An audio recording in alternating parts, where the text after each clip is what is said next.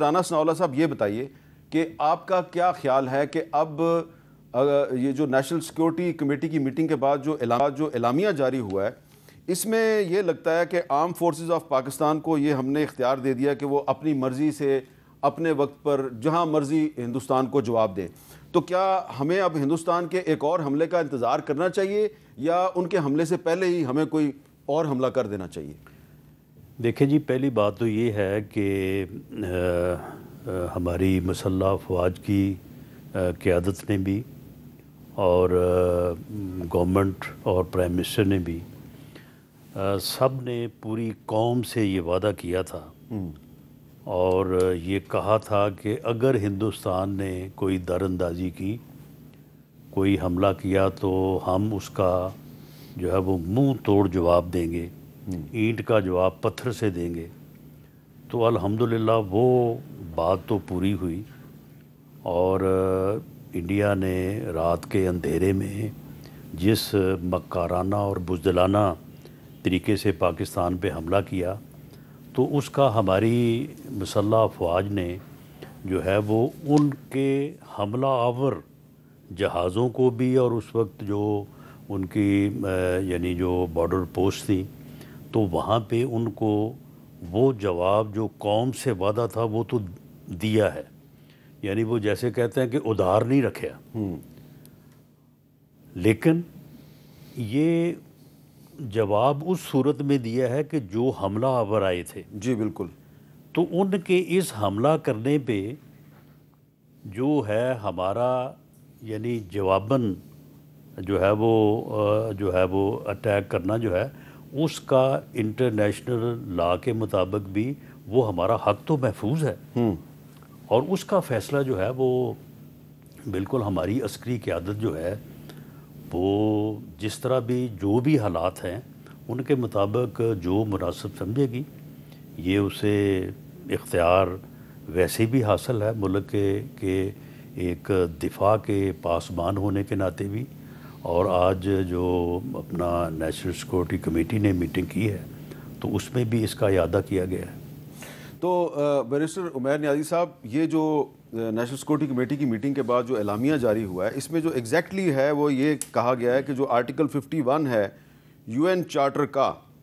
اس کے مطابق Pakistan reserves the right to respond in self defence at a time, place and manner of its choosing to avenge the loss of innocent Pakistani lives and blatant violations of its sovereignty. The armed forces of Pakistan have duly been authorized to undertake corresponding actions in this regard. As a law expert, اس کا کیا مطلب ہے کہ اب پاکستان جو ہے وہ اس نے آتھورائز کر دیا ہے آرم فورسز کو کہ جب مرضی جہاں مرضی آپ اٹیک کریں؟ دیکھیں، آرٹیکل 245 تو یہی کہتا ہے کہ فیڈرل گورنمنٹ کا مینڈیٹ ہے اس چیز کو، اور آرمس فورسز سبسروینٹ ہے ٹو دی فیڈرل گورنمنٹ۔ اس کے بعد تو آپ نے بیسیکلی ایک لائسنس تو دے دی ہے کہ اب مینر ٹائم ڈیسائیڈ کس نے کرنا ہے، وہ آرم فورسز نے کرنا ہے، جب وہ اپروپریٹ سمجھیں گی وہ اس کے اکارڈنگلی ڈیسائیڈ کرے گی۔ مگر اس ایکشن میں دیکھیں جو انڈیا نے کیا ہے، دیکھیں انڈیا نے جو آپ کے ساتھ کیا ہے، اس نے LOC نہیں کراس کی، اس نے آپ کا انٹرنیشنل بارڈر کراس کیا ہے اور ان پرووک کراس کیا ہے۔ ایک چیز ہوتی ہے نا، کوئی وجہ ہو کہ ہم نے کراس کیا ہے یا کوئی اس کے پاس ثبوت ہو، اس نے اس سب چیز کو بالائے طاق رکھ کے ہماری انٹیگریٹی، ہماری سوورینٹی پہ حملہ کیا ہے۔ ساتھ ہی ساتھ جو دوسرا اس نے فیل کیا ہے، دیکھیں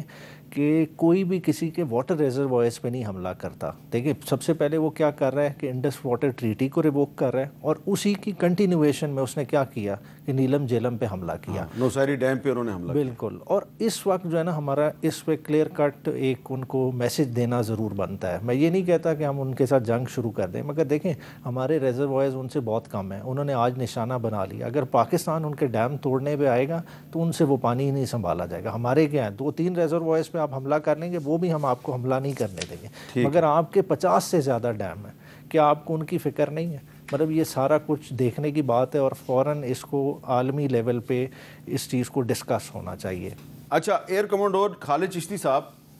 شاید آپ کو پتہ چل گیا ہوگا، یہ ہندوستان ٹائمز کی سٹوری ہے کہ انڈیا نے 16 ایئرپورٹس کلوزڈ ان نارتھ ویسٹ انڈیا، یعنی کہ انہوں نے اپنے 16 ایئرپورٹ بند کر دیے ہیں۔ اور اس میں انٹرسٹنگ بات یہ ہے کہ یہ صرف اس میں سری نگر اور جموں اور امرتسر اور پٹھان کوٹ اور چندی گڑھ، جودھ پور کے ایئرپورٹ بند نہیں کیے، بلکہ انہوں نے بھوج اور دھرمشالہ، شملہ، راجکوٹ اور جو انڈین گجرات اور راجستھان کے بہت سے ایئرپورٹ ہیں وہ بھی بند کر دیے ہیں. تو یہ جو انہوں نے 16 ایئرپورٹ بند کیے ہیں، آپ کا کیا خیال ہے کہ کیا وہ ان کو یہ خدشہ ہے کہ پاکستان کی طرف سے ان ایئرپورٹس پر کوئی حملہ کیا جائے گا؟ جی بہت بہت شکریہ حامد میر صاحب مجھے انوائٹ کرنے کا، آپ کا اور آپ کے چینل کا. دیکھیے یہ جو اب انیشیٹو ہندوستان نے کل رات کو اپنی طرف سے اسٹرائک کر کے انیشیٹو پاکستان کے ہاتھ میں دے دیا. آپ نوٹ کریں کہ پچھلے 2 ہفتے سے جو وار مانگرنگ کا ماحول چل رہا تھا، اس وقت اوفینس سارا یہ انیشیٹو ہندوستان کے ہاتھ میں تھا کہ ہم آئیں گے، ہم پنش کریں گے، ہم بدلہ لیں گے. پاکستان ڈیفینسو سائیڈ پہ تھا، اور اوفینسو سائیڈ کے پاس بہت بڑی فلیکسیبلٹی ہوتی ہے ٹائمنگ کی، میگنیچیوڈ کس طرح آپ نے اٹیک کرنا ہے، پلیس کون سی ہوگی، اور سب سے بڑھ کر کس انٹینسٹی کی آپ نے ہمیں پنش کرنا تھا، جو انہوں نے کرنا تھا. اب جب انہوں نے کل انفولڈ کر دیا اپنا، کسی طریقے سے بھی کیا، وہ اس میں اس وقت جانے کے شاید آپ کے پاس ٹائم نہیں ہو، جب وہ کر لیا تو جس کو کہتے ہیں اب ہماری باری ہے. ہم نے کل صرف ریپلس کیا ہے، ہم نے باؤنس بیک نہیں کیا جس کو کہتے ہیں. ہم نے وہی جو اب آپ کے دونوں گیسٹ کہہ رہے تھے کہ ہم نے وہ ریٹیلیٹ کیا ہے انہی جہازوں کے اگینسٹ جو ہمیں حملہ کرنے آئے تھے، اور جو واٹر ریزروائر پر اور ہمارے سویلین پاپولیشن کو، سویلین بچوں کو، مسجد کو شہید کرنے آئے تھے، ہم نے ان کو آبویسلی ہٹ بیک کیا ہے اور ہوا میں کیا. اب جب انیشیٹو سارا ہندوستان نے اپنی طرف سے لوز کر دیا ہے تو ظاہر ہے ان کو خوف زدہ ہونا چاہیے کہ اگر ہم اوفینس، اب کیونکہ انیشیٹو ہمارے ہاتھ میں آ گیا ہے جو 15 دن تک ان کے ہاتھ میں رہا، تو اب والیوم کیا ہونا ہے، میگنیچیوڈ کیا ہونا ہے، انٹینسٹی کیا ہونی ہے، ڈائریکشن کیا ہونی ہے، لوکیشن کیا ہونی ہے، یہ سارا انیشیٹو ٹیکنیکل ٹرم میں as student of air power I think انہوں نے ریلیٹیولی پاکستان کے ہاتھ میں دے دیا ہے. اور آبویسلی اب جسٹیفیکیشن کے ساتھ دوبارہ آئے. ابھی تو انہوں نے کل رات کہا کہ ہم نے بدلہ لیا، ہم نے یہ کر دیا وہ کر دیا. جب یہ کر دیا تو جیسے ہم بات کر رہے تھے پہلے کہ انیشیٹو پاکستان کے ہاتھ میں ہے، تو انہوں نے ہر وہ پریونشن کرنی ہے. ظاہر ہے جودھ پور اور سارا جو علاقے آپ بات کر رہے ہیں، بھوج وغیرہ، یہ تو ساؤتھ تک ہے. اس کا مطلب ہے تقریباً پوری بیلٹ جو رن وے ان کو پاکستان کی رینج کے اندر پڑتے ہیں وہ انہوں نے بند کر دیا. اور یہ نہیں بھولنا چاہیے کہ اگر پاکستان کرنے کی ریزالو رکھے اور ہم نے ڈیمیج کرنا ہو تو ان رن وے سے کہیں زیادہ ڈیپ ہم پینیٹریٹ بھی کر سکتے ہیں اور افیکٹولی اور رن ویز کو بھی نیوٹرل کر سکتے ہیں. تو یہ میرا خیال ہے اب ایک خوف کا ایلیمنٹ ہے، نظر آ رہا ہے، پریونشن ہے. دے وانٹ ٹو بی شور کہ اب ادھر ایک اور امبیرسمنٹ نہ ہو جائے. جب اگر پاک فضائیہ یا سرفیس ٹو سرفیس اگر ہم کوئی ایسا ویپن لانچ کرتے ہیں تو ادھر ڈیمیج ہو جائے اور وہ ایک اور بڑی امبیرسمنٹ کاز ہو جائے.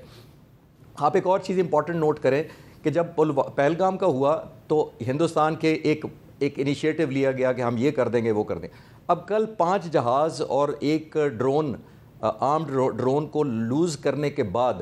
اب آپ ہندوستانی وزیر اعظم یا ان کی لیڈرشپ کے پوائنٹ آف ویو سے سوچیں کہ ان کی انٹینسٹی آف دا پریشر جو ان کے اوپر اب پڑ گیا ہے، کہ بجائے وہ پہلگام کا حساب برابر کرتے، ان کے اوپر تو اور ایک حساب چڑھ گیا ہے. قوم ان سے پوچھے گی کہ آپ نے $75 بلین ہم آپ کو سال کا بجٹ دیتے ہیں ڈیفنس کے لیے. یہ 3rd لارجسٹ بجٹ ہے دنیا میں امریکہ اور چائنا کے بعد. تقریباً 1000 آپ کے پاس فائٹر جہاز ہیں.